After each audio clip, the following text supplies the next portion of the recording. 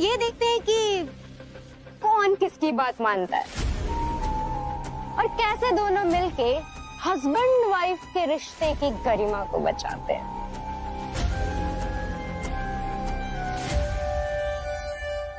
इनकी बातों पर ध्यान मत दो रमा।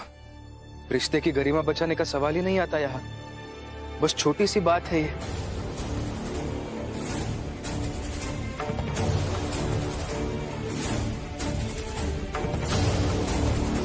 रमा,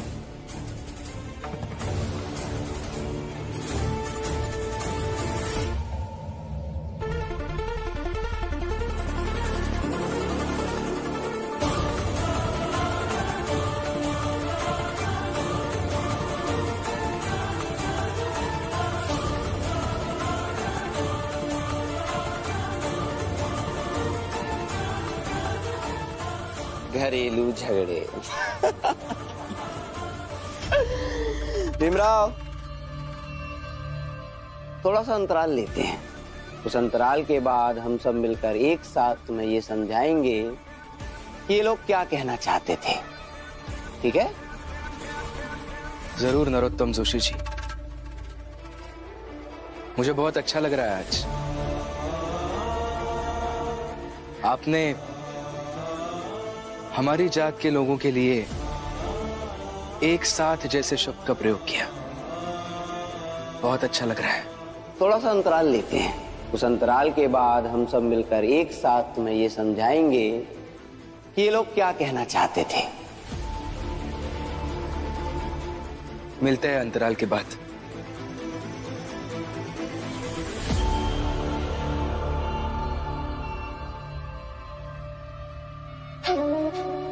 चलो।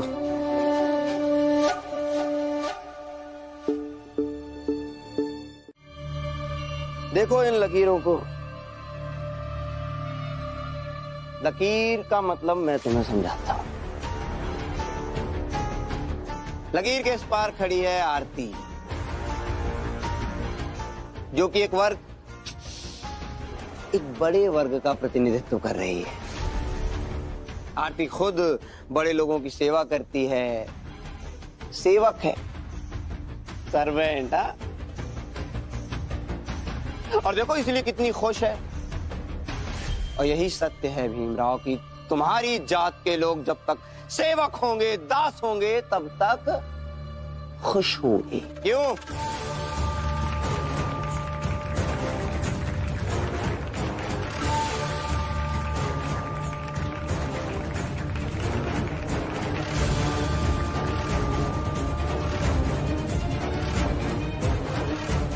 लकीर के उस पार तुम खड़े हो भीमराव, जो कि एक बार नहीं, चंद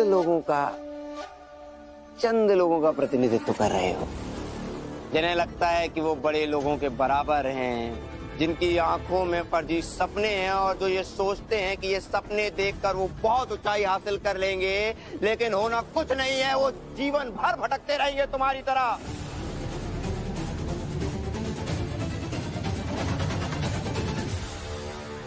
और भीमराव अपनी पत्नी रमा के साथ मेरे सामने उस लाइन पे आके खड़े हो जाओ तो मैं 2 मिनट में तुम्हारे और तुम्हारे जैसे लोगों की हैसियत दिखा दूं।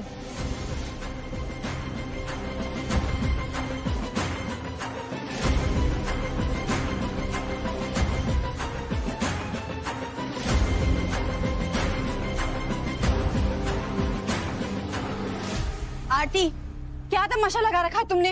दीदी, आपको यहाँ मेरे साइड में आके खड़ा होना चाहिए। अगर यहाँ नहीं आ सकते तो कम से कम चुपचाप तो खड़े रहिए। भीमराव, सोच क्या रहे हो? आओ लकीर के पास आओ। लकीर के पास आते ही आरती तुम्हें 2 मिनट में तुम्हारी औकात दिखा देगी। आ जाओ।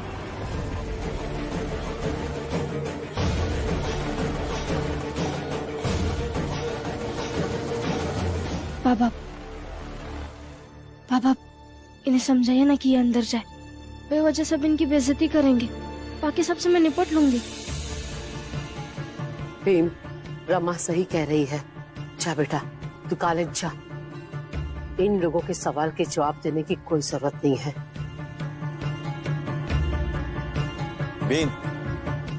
दरअसल हमारी जात या हमारी जात जैसी और भी शोषित, वंचित, पीड़ित, उपेक्षित जो जातियां हैं, ये सब जातियां 3 समूहों में बटी हुई हैं। पहला समूह वो है जो ये मानता है कि बड़ी जात के लोगों की या अंग्रेजों की सेवा करना ही उनकी किस्मत है। ये जो लोग हैं, ये उस समूह के प्रतिनिधि हैं। दूसरा समूह वो है जो जानता है कि अगर हम लड़ेंगे, जूझेंगे, आगे बढ़ेंगे तो जीवन मुश्किल होता जाएगा, लेकिन भविष्य बदला हुआ नजर आएगा।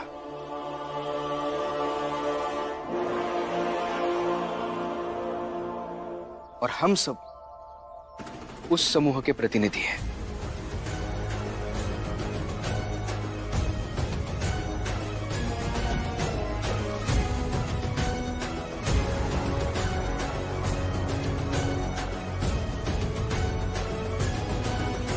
आपको याद है जब मैं छोटी थी तो मुझसे 8 ईयर बड़ी लड़की ने चैलेंज किया था कि वो मुझे उठा के पटक देगी और मैं उसे लड़ने चली गई थी।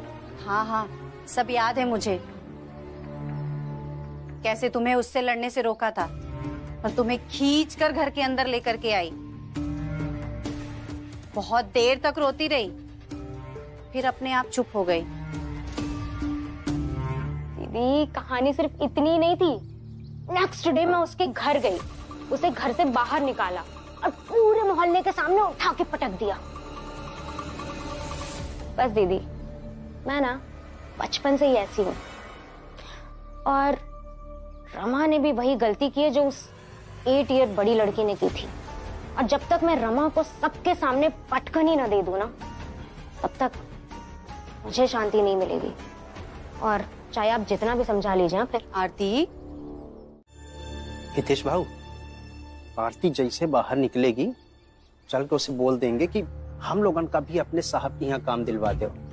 अब जब हम लोग कर पक्ष लई रहे हैं, उसके साथ में खड़े हैं, तो इतना तो कर सका थी ना।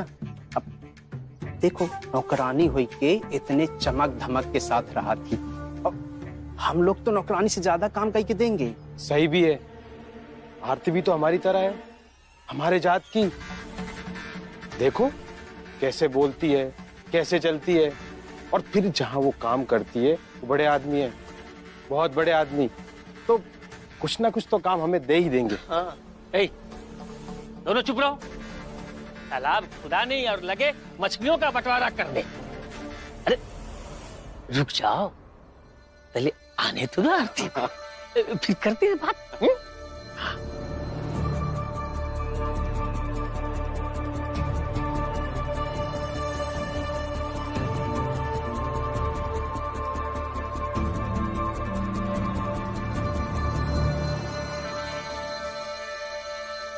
What happened? बस इतना है।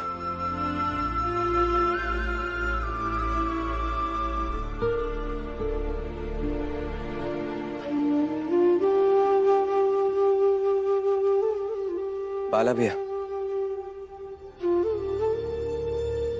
जब भाभी होश में आएंगी ना, तो सबसे पहले वो आपसे लड़ेंगी। लड़ने दो, फिर मैं वही करूंगा जो आज तक ये करती आई है। मैं इससे लड़ूंगा नहीं, अब तो बस इससे प्यार करूंगा। बाला भैया, क्या आपको नहीं लगता कितना कुछ होने के बाद जब भाभी को ये पता चलेगा कि आप भीम के साथ नहीं बल्कि जात के भ्रमित लोगों के समूह में हैं, तो क्या वो इस बात के लिए आपसे लड़ेंगी नहीं? क्या वो इस बात के लिए आपसे नाराज नहीं होंगी? क्या वो इस बात के लिए आपको मनाएंगी नहीं कि अगर आपको भीम सच्चा लगता है तो फिर भी आप उसके साथ क्यों नहीं हैं? सही कह रहे हो आनंद, तो करुणा जरूर ये सब बोलेगी, फिर मैं इसे समझाऊंगा, उसे बताऊंगा कि उसके पति में भीम के बताए रास्ते पर चलने की हिम्मत नहीं है।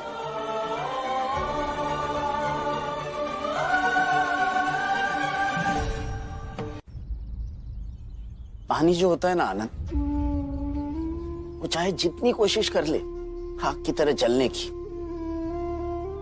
नहीं जल पाएगा, चाह कर भी नहीं जल पाएगा, क्योंकि ये पानी की फितरत है, जैसे ये मेरी फितरत है। ये बाला की किस्मत है कि वो कभी भीम की तरह नहीं हो पाएगा, चाह कर भी नहीं।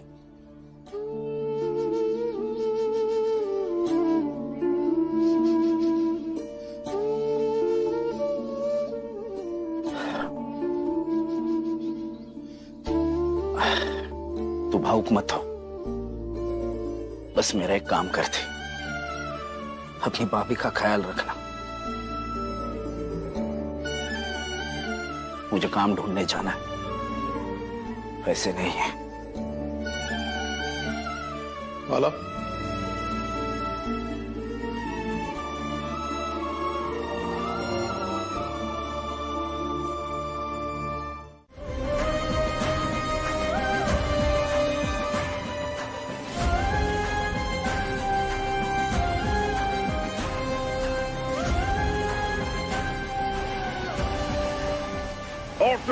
Orti!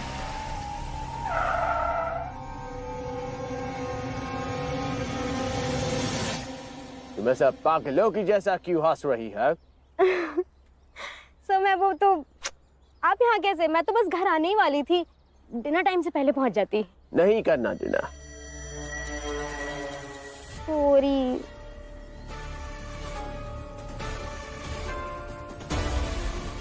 Sorry sorry sorry again. मैं, आप घर चलिए, मैं 2 मिनट में डिनर बना दूंगी। बोला ना, नहीं करना डिनर। Sorry sir. गाड़ी में बैठ जा। सर बस 2 मिनट और, 2 मिनट में डिनर बन जाएगा। मैंने बोला गाड़ी में बैठ जा। सर थोड़ा सा और टाइम दे दो। कहा ना, चुपचाप जाके गाड़ी में बैठ जाओ।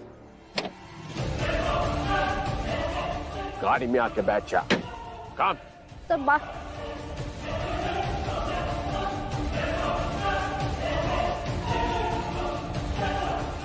ये क्या रही हो? अंदर चलो।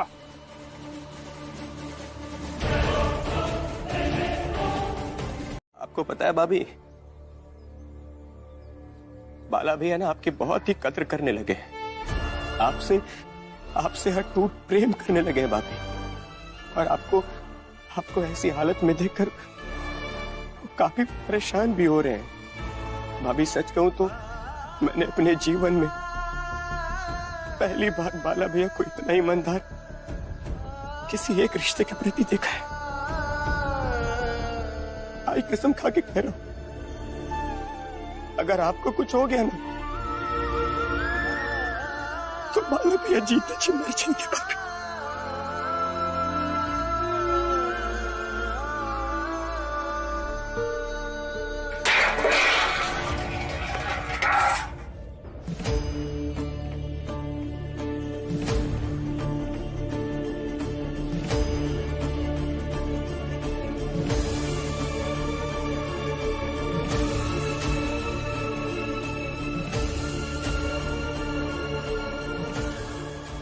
कैसे छूटेगा?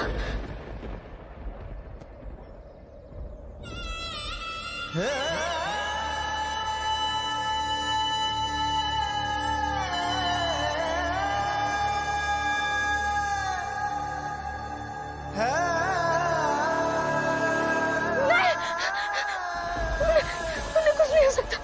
अबे अपने साथ रहना। भाभी अब ठीक तो?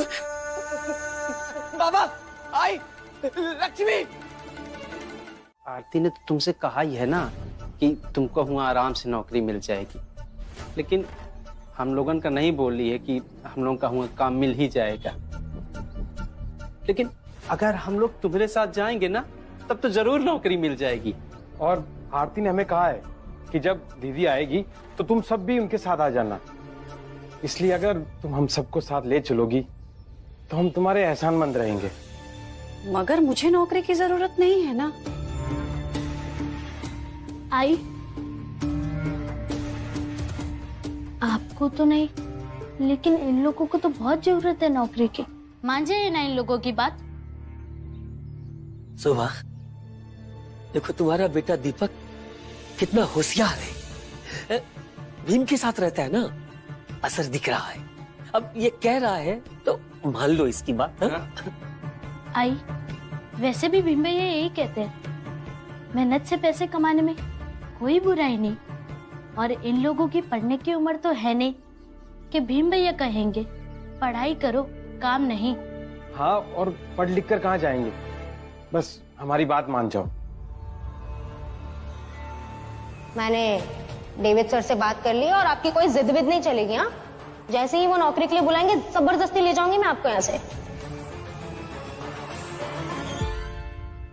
ठीक है, मैं चलूंगी। ये हुई ना बात है। बहुत बढ़िया, बहुत बढ़िया।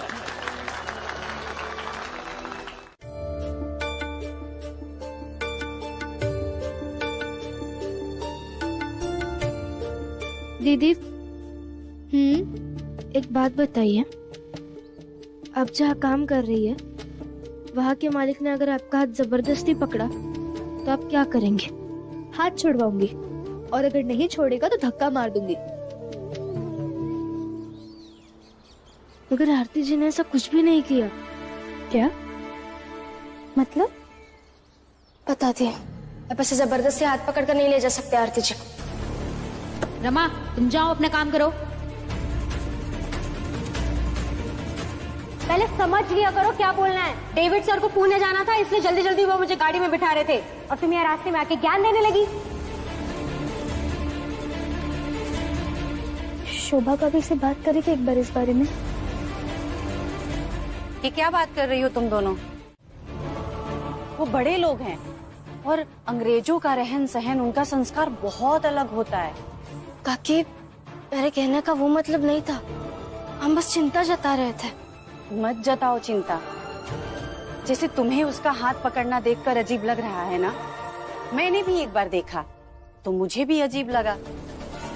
मगर फिर आरती ने बताया कि उन अंग्रेजों का रहन सहन बहुत अलग होता है। उनके यहाँ ये हाथ मिलाना, हाथ पकड़ना, ये सब कोई बड़ी चीज नहीं है। इसलिए आइंदा से ऐसी बातें मत करना। और ये चाल है, यहाँ पे अगर तुम एक कहोगी ना तो हजारों अफवाहें बनाएंगे, जबकि सच बस इतना है कि आरती वहाँ काम करती है। उसका मालिक बहुत अच्छा है, बहुत ही प्रेम पूर्वक व्यवहार करता है।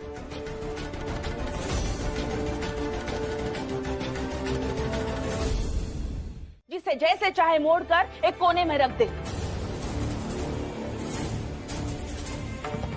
भीम, मैंने अपना दुख तुम्हें बताया था और तुमने ही मुझे बच्चा गोद लेने के लिए कहा था ना, जिसके लिए इतना सब हुआ।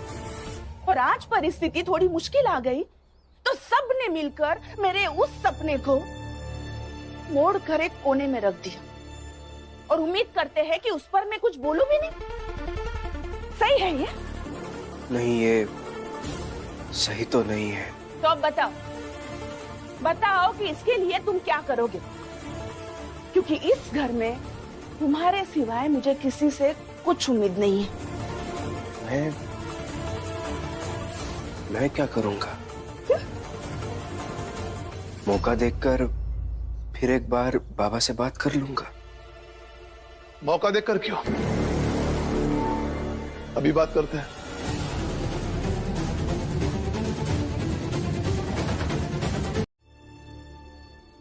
क्या इस उम्र में मैं बच्चा गोद लेने के बारे में सोचूं?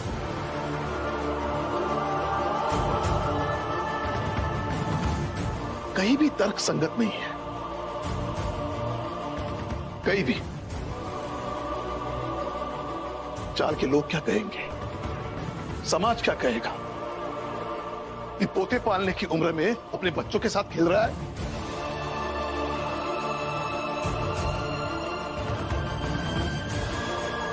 जीजाबाई, बच्चे की इतनी तड़प है ना,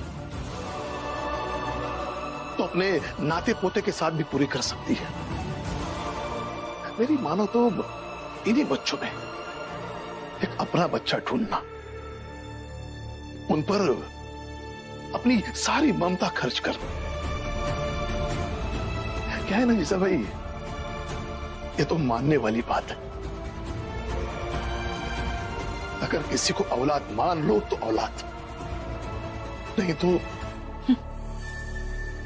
आप मुझे समझाओगे और मैं समझ लूंगी। पहले मेरी पूरी बात तो सुन लो। दूसरा उपाय यह है कि उस सवाल को ही खत्म किया जाए।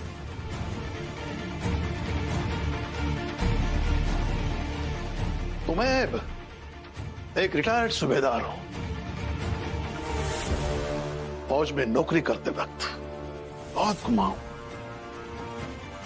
कम से कम 40 से ज्यादा वनस्पतियों को जानता हूं जिसका रस पीने से व्यक्ति मर जाता है। भैया,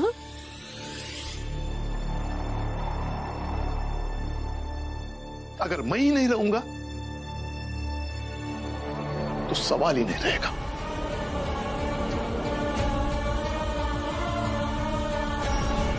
तो बच्चा गोद लेने के सवाल को मेरे समझाने से अगर समझ जाओ तो ठीक है, नहीं तो किसी दिन तंग आकर सुबह चाय के बदले वनस्पति का रस पी लूंगा। बाबा, भैया ये कैसी बात कर रहे हो आप? मेरा इसके सिवा इस घर में किसी और तरीके से की गई बात समझ में आती है क्या?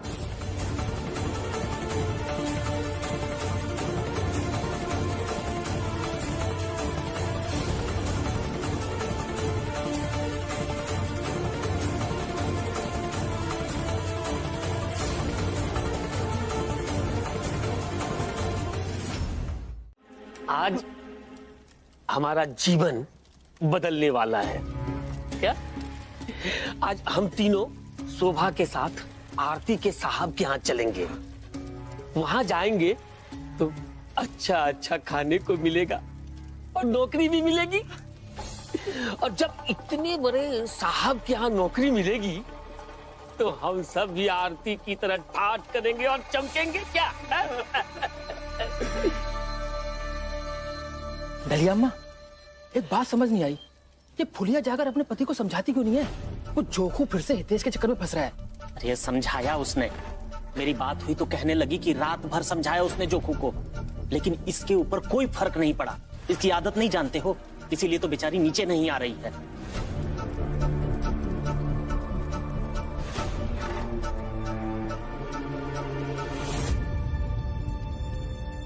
रमा, अरे भीमराव सो रहा है क्या? नहीं, कोई काम था क्या आप लोगों को? नहीं नहीं, काम कुछ नहीं था। बस भीम को बता देना कि हम सब आज अंग्रेज के यहाँ नौकरी करने जाएंगे और वहाँ जात भेद भी नहीं होगा, तो खूब पैसे कमाएंगे। और ये देखकर भीमराव परेशान हो जाएगा।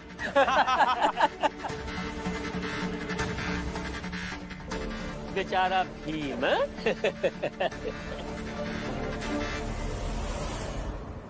वो क्यों परेशान होंगे? वो तो यही चाहता है कि आप सब खुश रहे, पैसे कमाए।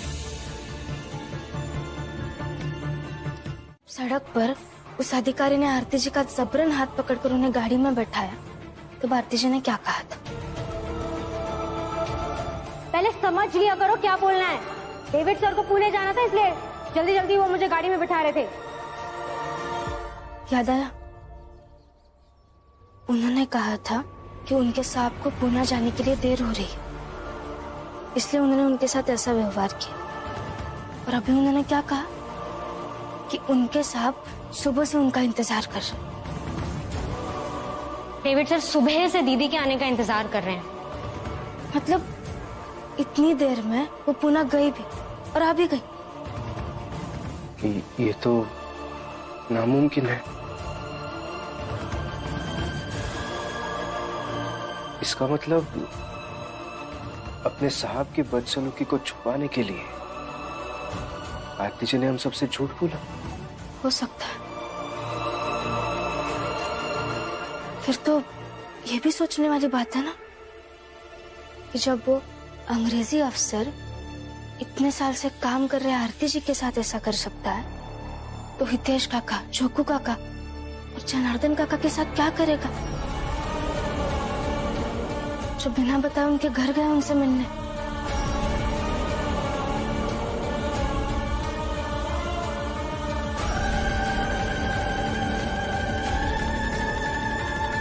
ताकि तुम सबकी मेरे प्रति वफादारी साबित हो सके। अच्छा सर, मैं जाता हूँ। मैं तो कितने सालों से आपके यहाँ काम कर रहा हूँ, मेरी वफादारी पे तो शक हो ही नहीं सकता। नहीं, रुका, बैठो,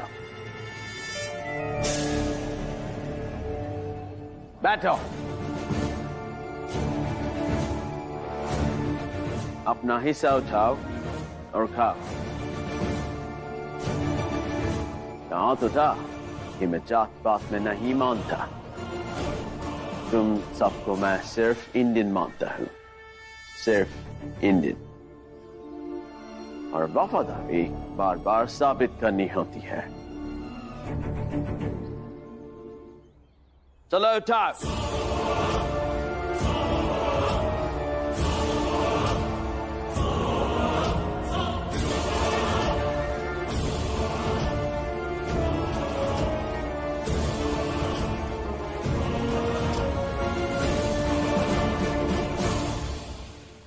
उठा के खाओ नहीं तो भाग जाओ यहाँ से। काकी, मैं दीपक को इसीलिए पढ़ने के लिए कहता हूं ताकि जब ये पढ़ लिख कर बड़ा आदमी बने तब नौकरी के लिए, काम के लिए अपने आत्म स्वाभिमान को तोड़कर इसे किसी के सामने झुकना ना पड़े। भीम, तुम तो ऐसे बोल रहे हो जैसे आज तक तुम्हें, रमा को, आनंद को कभी किसी के सामने नौकरी के लिए झुकना ना पड़ा हो। तुम तीनों भी तो पढ़े लिखे हो ना। सही कह रही है आप, हम तीनों को भी किसी न किसी के सामने झुकना पड़ा है, लेकिन क्या करें, कई बार परिस्थिति रीढ़ की हड्डियों से भी ज्यादा बलवान हो जाती है। हम झुके जरूर हैं, लेकिन हमारे आत्म स्वाभिमान को मार कर नहीं। इसलिए आप आए दिन सुनती होंगी, मेरी, रमा की, आनंद भैया की बहस किसी न किसी सेठ के साथ हो गई और हमें काम छोड़ना पड़ा। मैं दीपक को भी इसीलिए पढ़ते हुए देखना चाहता हूं ताकि ये दुनिया वालों से लड़े, जूझे और झुके भी तो उतना ही कि टूटकर अपने अस्तित्व को खत्म ना करे, मिट्टी में ना मिला दे। इस मिट्टी में तो मल मूत्रा भी होगा। नहीं खाना मुझे ये सब का टुकड़ा। नहीं करनी मुझे नौकरी।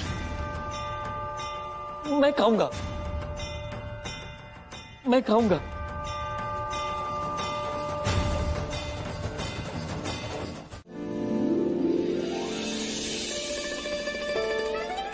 सर, बताइए ना, कैसी लग रही हूँ मैं? अरे बोला तो सही, तुम हिंदुस्तान में सबसे खूबसूरत लड़की हो। सर, सर, मैंने आपकी लंदन वाली ड्रेस पहनी है, देखिए तो सही, देखिए ना।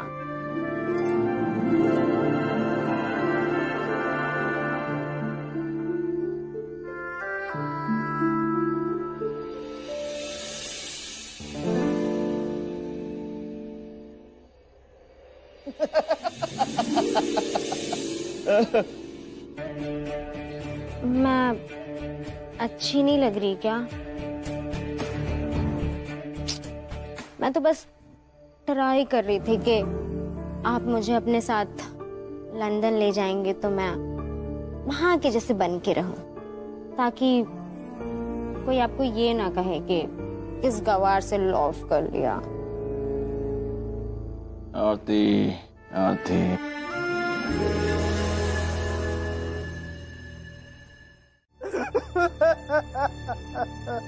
भीमराव, तुम सही थे और मैं गलत था। मुझे माफ कर दो भीम, मुझे माफ कर दो। काका आप ये क्या कह रहे हैं? आप उठिए ना, उठकर बात कीजिए। आइए ऊपर आइए। भीमराव मुझे यहीं पड़ा रहने दो ताकि और अच्छे से विश्वास हो सके कि भीमराव अंबेडकर की बात ना मानने वालों को ऐसे ही मिट्टी पर सेव गिराकर खाने को दिया जाएगा और हमें खाना पड़ेगा। देखिए काका, मैं नहीं समझ पा रहा हूँ आप क्या कहना चाह रहे हैं। आप खड़े हो जाइए ना, आइए उठिए। मेरी बात खत्म नहीं हुई है।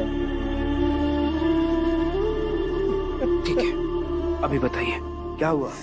उस अंग्रेज ने हमारे सामने मिट्टी फेंकी। यहाँ डालो। और उस मिट्टी पर सेब के टुकड़े फेंके और कहा कि इसे खाओ। तुम सब एक एक एप्पल का टुकड़ा उठा और खाओ उसे, ताकि तुम सब की मेरे प्रति वफादारी साबित हो सके। मुझे बिल्कुल अच्छा नहीं लगा, पर क्या करता। मैंने, शोभा ने, हितेश ने, जोकू ने उस मिट्टी से सने सेब के टुकड़े को झाड़ कर खाया।